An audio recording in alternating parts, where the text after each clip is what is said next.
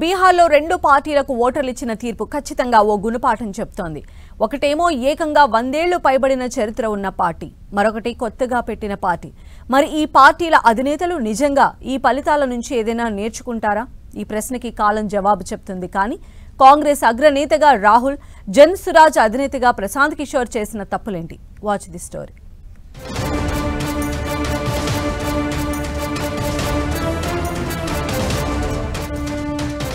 మరో ఎన్నిక, మరో ఓటమి. ఇది బీజేపీ ఎగతాళి. రాహుల్ గాంధీ ఎక్కడ ఫెయిల్ అవుతున్నారు?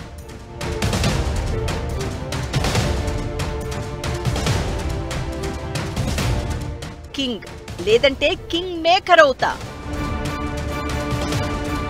ప్రశాంత్ కిషోర్ నేర్చుకోవాల్సిందేంటి? బీహార్ ఎన్నికలలో కాంగ్రెస్ పార్టీ ఘోర పరాజయానికి ఆ పార్టీ అగ్రనేత రాహుల్ గాంధీనే వేలెత్తి చూపుతున్నారు.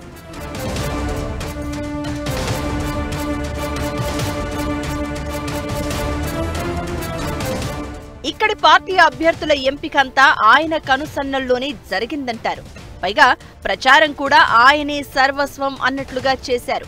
సోదరి ప్రియాంక గాంధీ కూడా క్యాన్వాస్ కు వచ్చాక జనం కూడా భారీగానే హాజరై వారు చెప్పింది విన్నారు, తీర్పు ఇచ్చారు. మరి ఈ తీర్పు నుంచి కాంగ్రెస్ అగ్రనేత నేర్చుకోవాల్సింది ఖచ్చితంగా ఉంది. ఓటర్లంతా పోటెత్తినట్లుగా ఎన్డీఏని గెలిపించారు అంటే వాళ్లు ఇచ్చిన సందేశం పట్టించుకోవాల్సిందే.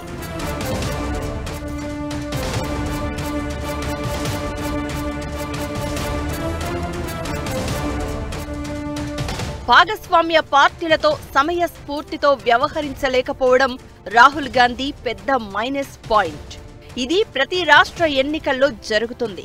ఆయన డామినేషన్ వైఖరి తట్టుకోలేక ఢిల్లీలో ఆమ్ ఆద్మీ ఇండియా బ్లాక్ నుంచి దూరం జరిగింది. పశ్చిమ బెంగాల్లో మమతా బెనర్జీ కూడా బ్లాక్ కి దూరంగా వ్యవహరించింది ఇందుకే అంటారు. ప్రతి చోట తమని తాము అతిగా ఊహించుకుంటూ ఎక్కువ సీట్లు డిమాండ్ చేయడం, కుదరకపోతే కూటమి ధర్మానికి తిరోధకాలు ఇవ్వడం కాంగ్రెస్ కి అలవాటుగా మారింది.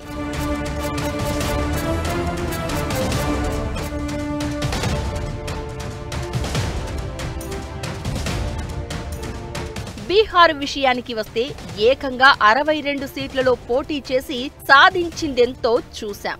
చిన్న పార్టీలైనా రాష్ట్ర వ్యాప్తంగా కాస్తో కూస్తో ఓటింగ్ ఉన్న వికాసశీల్ ఇన్సాఫ్, జార్ఖండ్ ముక్తి మోర్చాలకు రాష్ట్ర వ్యాప్తంగా కాస్తో కూస్తో ఓటింగ్ ఉంది. అలాంటి పార్టీలు కూడా కాంగ్రెస్ వైఖరి కారణంగానే విడిగా పోటీ చేశాయి. జేఎంఎం అయితే ఏకంగా జార్ఖండ్లో పొత్తు నుంచి కూడా బ్రేకప్ చెప్పేస్తానంది. ఇలాంటప్పుడే పట్టు విడుపు లేని రాహుల్ గాంధీ వైఖరి ప్రతిపక్ష పార్టీలకు అసహనం కలిగిస్తోంది. కూటమిలో ఇతర పార్టీలకే తమ అవసరం ఉన్నట్లుగా కాంగ్రెస్ బిహేవియర్ ఉందని ఎప్పటినుంచో వింటున్న మాటే.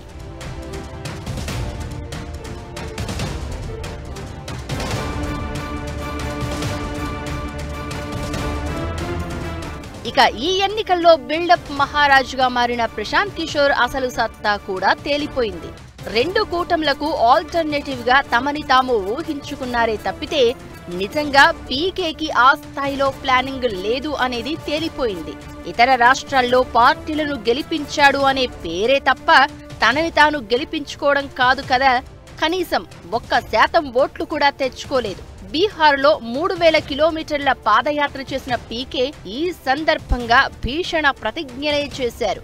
జేడీయూ కనుక 25 సీట్ల కంటే ఎక్కువ తెచ్చుకుంటే రాజకీయాలు వదిలేస్తానన్నాడు.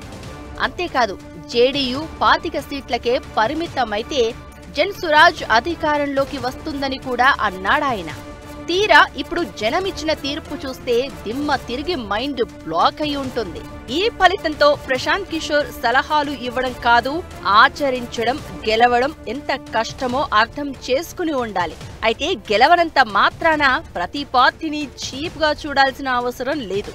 కానీ ఊహల పల్లకిలో విహరించే వారిని నేలపైకి దించడం అనేది కూడా జరగాలి. అప్పుడే నేల విడిచి సాము చేయడం మానుకుంటారు. అలా ఈ బీహార్ ఓటర్ల తాజా తీర్పు రాహుల్ గాంధీ, ప్రశాంత్ కిషోర్ కి ఓ గట్టి పాఠమే చెప్పాయి. అది వాళ్ళు ఎలా అర్థం చేసుకుంటారు అనేది రాబోయే రోజుల్లో తేలనుంది.